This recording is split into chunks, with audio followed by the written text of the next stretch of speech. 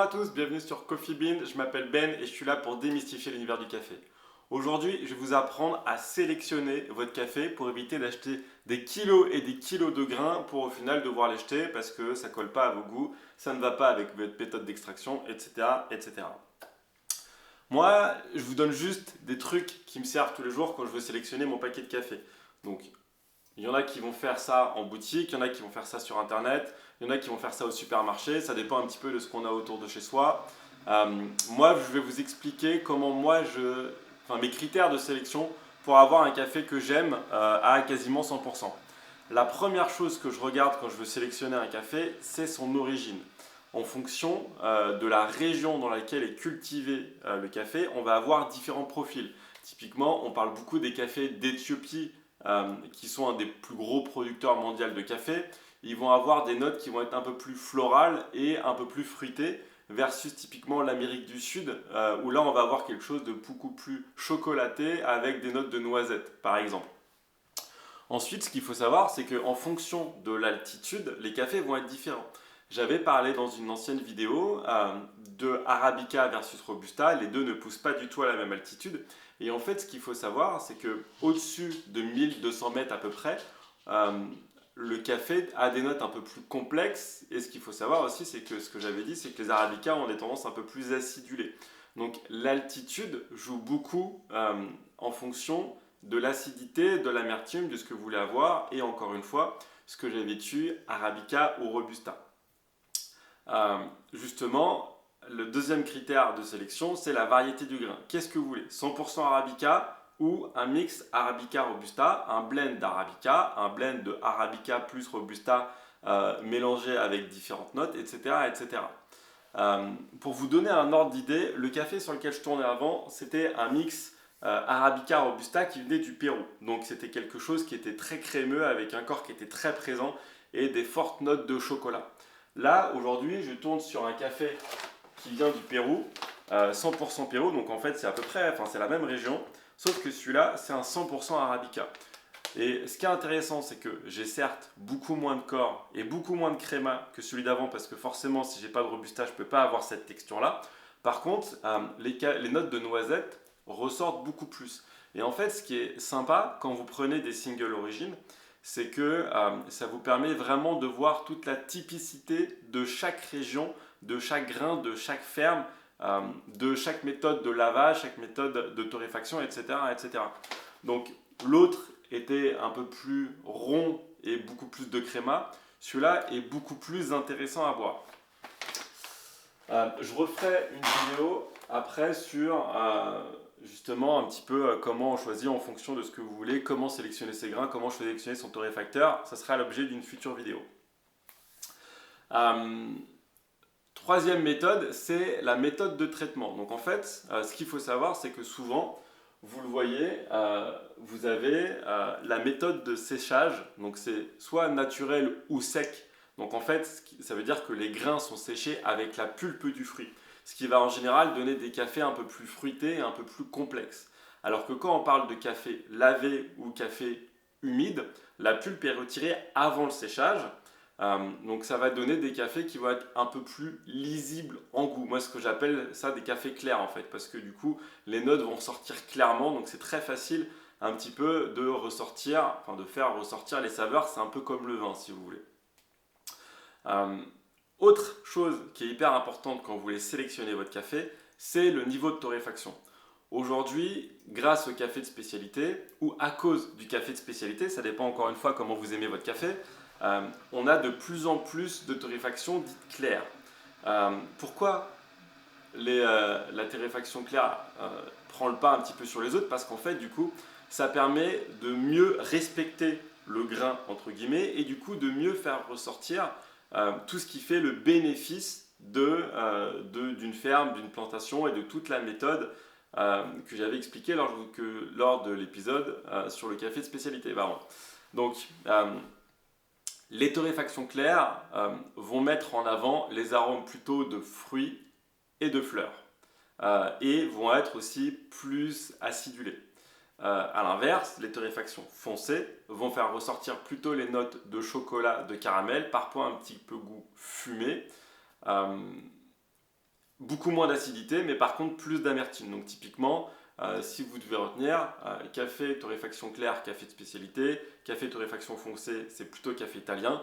Et forcément, on a des médiums qui, eux, sont plutôt pour avoir le meilleur des deux mondes. Donc ça veut dire on va essayer d'avoir un équilibre entre amertume et acidité, entre douceur et complexité. Donc en fait, c'est un petit peu un savant mélange de la torréfaction médium. Moi, c'est ce que je préfère personnellement. Je trouve que c'est un peu plus intéressant à boire, mais ça n'empêche que, et c'est aussi pour ça d'ailleurs que j'ai toujours deux moulins, c'est que j'ai un café pour mon café de tous les jours et un café pour découvrir des nouveaux cafés, comme je fais à peu près tous les mois. Euh, Chose que vous devez regarder aussi quand vous voulez sélectionner votre café, c'est le profil des saveurs. Je vous montre un exemple ici qui est très très clair avec Coutume. Ici, vous avez un petit peu une roue des saveurs et ça vous dit longueur, texture, acidulé, floral, fruité, sucré, épicé, cacao. Donc en fait, en fonction de ce que vous aimez, grâce à ce schéma-là, où ici, vous le voyez sur le 1 capto chocolat noir et noisette. Donc en fait, c'est quelque chose qui va vous aider à sélectionner vos grains de café. C'est quelque chose qui est primordial parce qu'on n'aime pas forcément les mêmes choses. Moi, je déteste boire un café qui a le goût d'ananas. Typiquement, c'est juste pas possible pour moi. Mais par contre, quelque chose avec des petites notes de chocolat, je trouve ça bien. J'aime bien que mon espresso le matin, quand je le bois, c'est un peu comme un gros câlin, si vous voulez. Je sais que vous allez vous moquer de moi quand je vais dire ça, mais c'est très fort, c'est très onctueux. Et pour commencer la journée, c'est hyper réconfortant. Et moi, c'est ce que j'aime dans le café du matin. Par contre, le midi, en fonction de ce que je mange le midi, en fonction de mon état d'humeur, en fonction de la météo, etc., j'aime bien avoir des cafés qui vont être un peu plus typiques. Moi, je trouve ça un peu plus intéressant. Chose qui est encore mal notée, mal commentée à ce jour quand vous allez acheter vos paquets, c'est la méthode de préparation. Ce qu'il faut savoir, c'est qu'en fonction du grain, en fonction de la torréfaction, en fonction de l'assemblage, soit c'est fait pour faire de l'espresso, soit c'est fait pour faire des méthodes douces, mais c'est pas en général fait pour faire les deux. Il y a vraiment un monde entre l'espresso et les autres méthodes globalement.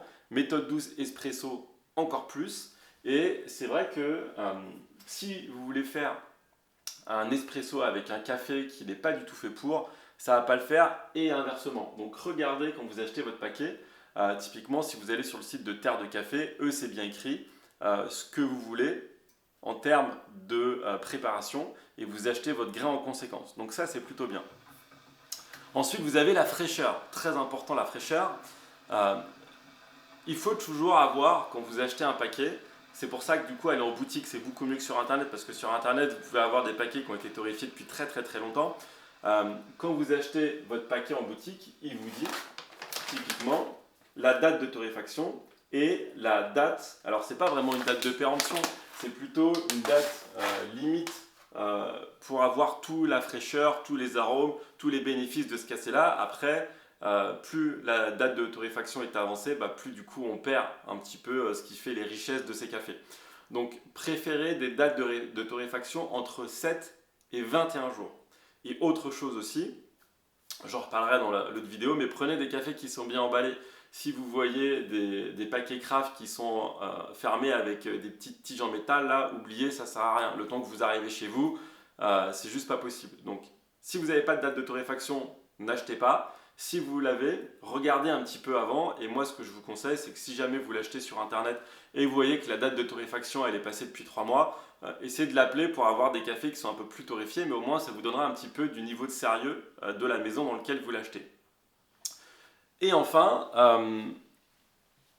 moi, ce que je vous conseille, j'en avais parlé, Arabica, Robusta, café spécialité, prenez des cafés qui sont majoritairement éthiques et durables. C'est quand même mieux pour ceux qui les font.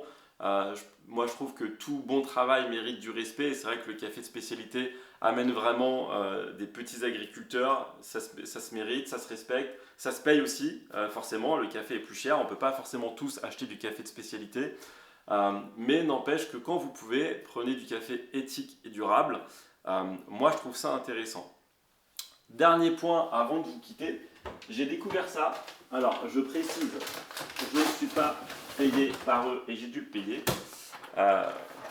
J'ai acheté un pack Worldwide de chez Incapto où en fait j'ai 10 paquets dedans de 10 pays différents. J'ai Brésil, Burundi, Colombie, Éthiopie, Guatemala, Mexique, Pérou, Rwanda, Sumatra et un décaféiné que je ne boirai jamais. Je trouve l'idée qui est très bien parce que comme je vous disais, en fonction de l'origine du café, chaque pays, chaque ferme, chaque terre a sa spécificité.